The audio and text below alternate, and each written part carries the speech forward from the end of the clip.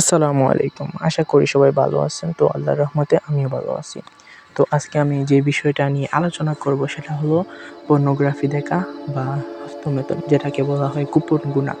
আসলে এখন বর্তমান জেনারেশনে এগুলা হচ্ছে যে অনেক, অনেক বেড়ে চলেছে।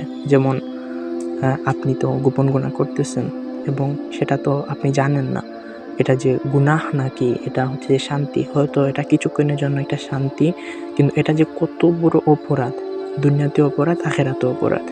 আর হচ্ছে যে দুনিয়াতের অপরাধ তো বলার বাহিরে।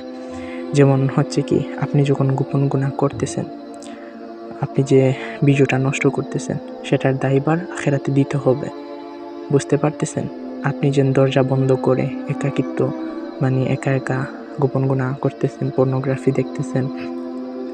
আপনি ভাবতেছেন যে কেউ দেখতেছে না, আপনার আম্মু আব্বু বা আপনার আত্মীয়স্বজন কেউ দেখতেছে না, কিন্তু এটা ভুল ধারণা। আল্লাহ তাআলা কিন্তু সব কিছুই দেখতেছেন, ঠিক আছে? আপনি ভাবতেছেন কেউ দেখতেছে না, কিন্তু আল্লাহ তাআলা দেখতেছেন।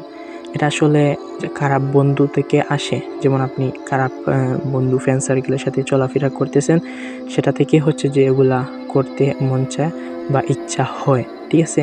তো প্রথমে এগুলা যে গুনাহ সেটা কেউ জানে না, কিন্তু আজকে আমার এই কথা শুনে হয়তো আপনি জানবেন, বা যারা জানেন সেটা জেনেও করতেছেন, তওবা করার চেষ্টা করবেন, ঠিক আছে? এটা করলে আপনাদের হচ্ছে যে অনেক ক্ষতি হয়। যেমন কিছুক্ষণের জন্য হয়তো একটু শান্তি অনুভব হয়, কিন্তু পরবর্তীতে কত ক্ষতি হয় এটা আপনাকে বলি। যেমন আপনি ৫-৬ বছর ৭ বছর করবেন। ৫-৬ বছর করার পর হচ্ছে কি আপনার দেখবেন যে আপনার অনেক বীর্য নষ্ট হয়ে যায়। সেটার হিসাব আখিরাতে এটার জবাব দিতে হবে। আল্লাহ তাআলা সব জবাব নিবেন, ঠিক আছে?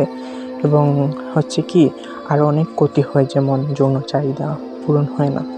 আল্লাহ তাআলা কিন্তু একটা জিনিস চিন্তা করে দেখেন, আল্লাহ তাআলা কিন্তু আপনাকে হালালভাবে স্ত্রী দিয়েছেন। আপনি যা ইচ্ছা আপনার হালালভাবে স্ত্রীর সাথে করেন, কোনো সমস্যা নেই। কিন্তু তার আগে যেন আপনি মানে হারাম পথে এসব করতেছেন।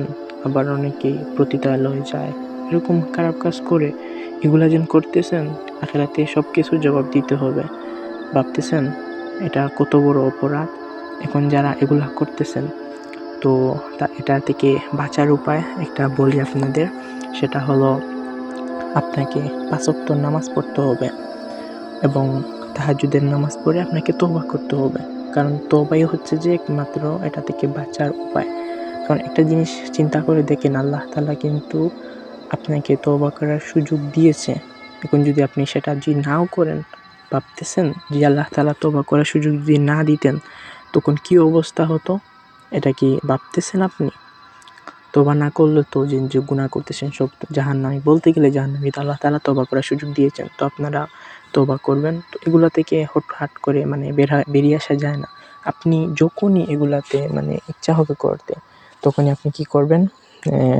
আল্লাহকে স্মরণ করবেন। যখন ভাববেন যে আল্লাহ তো আমাকে দেখতেছে। আমি যদি এই গুনাহ করি তাহলে তো আল্লাহ তাআলা আমাকে জাহান্নামের আগুনে নিবে। এরকম ভাববেন। আবার শয়তানি আর ধোঁকা দেওয়ার চেষ্টা করবে। বলবে যে একটু করেন, একটু করেন। এরকম ধোঁকা দেওয়ার চেষ্টা করবে।